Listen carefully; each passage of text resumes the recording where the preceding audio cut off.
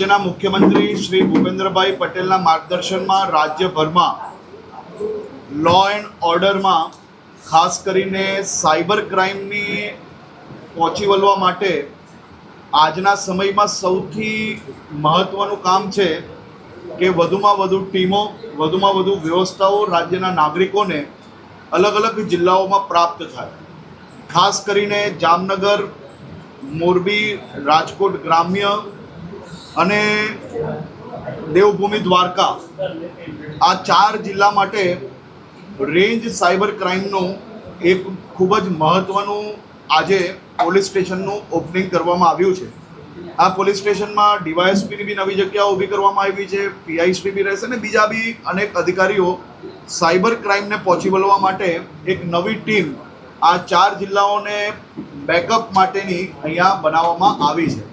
આજે રાજ્યના senior cabinet મંત્રી આદરણીય શ્રી રાઘવજીભાઈએ આ પોલીસ સ્ટેશનનું ઓપનિંગ કર્યું છે અને મને વિશ્વાસ છે કે આ પોલીસ સ્ટેશન થકી આવનારા દિવસોમાં ખૂબ મોટી સંખ્યામાં લોકોને વધુમાં વધુ ન્યાય મળશે અને ખાસ કરીને સમાજના સૌ લોકોએ આવનારા દિવસોમાં પોલીસ સ્ટેશનો દ્વારા, અલગ અલગ જિલ્લાઓ દ્વારા, સામાજિક સંસ્થાઓ દ્વારા, સ્કૂલો દ્વારા આપણે તમામ લોકો સુધી આ વાત પહોંચાડી છે કે પોલીસ કે સીબીઆઈ કે સીઆઈડી કે કોઈ બી પ્રકારની એજન્સીઓ એ ડિજિટલ અરેસ્ટ નથી કરી શકતી અને આ પ્રકારની કોઈ બી પ્રક્રિયા લોમાં હોતી નથી.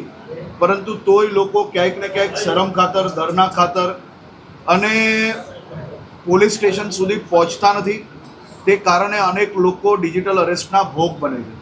મારી આપ સૌની ચેનલ વતી સૌરાષ્ટ્રના સૌ નાગરિકોને વિનંતી છે, આ પ્રકારની ડિજિટલ અરેસ્ટની કોઈ બી વાતમાં આવવાનું નહીં. બીજું કે અનેક ટોલકીઓ ન્યૂડ કોલ કરીને ખાસ કરીને સિનિયર સિટીઝનને ટાર્ગેટ કરતા હોય. આ પ્રકારના કોઈ બી દરમાં તમારે આવવાની જરૂર નથી.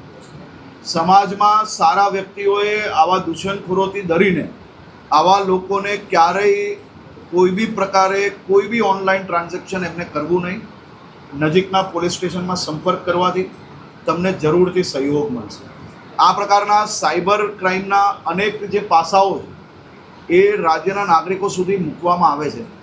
સૌને વિનંતી છે કે પોલીસની જે માહિતીઓ છે એને ગંભીરતાપૂર્વક લઈને આ પ્રકારના કોઈ બી દૂષણખોરોના ભોગ ના બનવું જોઈએ અને એ લોકોની વાતોમાં ના આવવું જોઈએ, લલચાવવું ના જોઈએ અને ખાસ કરીને એ લોકોના કોઈ બી પ્રકારનો ડર રાખવાની જરૂર નથી. રાજ્ય પોલીસ આપની સાથે છે.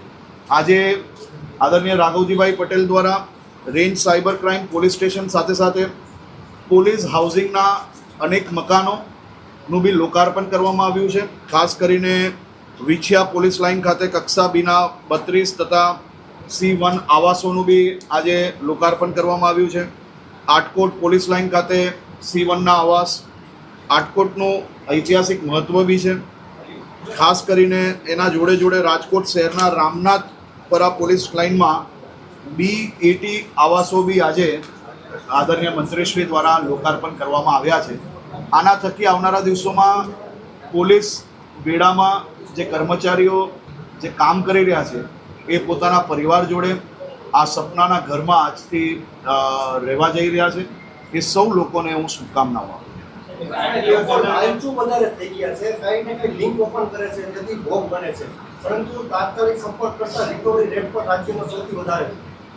દેશમાં સૌથી વધારે રિકવરી રેટ એ ગુજરાત પોલીસનો છે. પરંતુ જે સ્પીડે સાયબર ક્રાઇમ વધી રહ્યું છે, દેશ અને દુનિયાભરની આ સમસ્યા છે.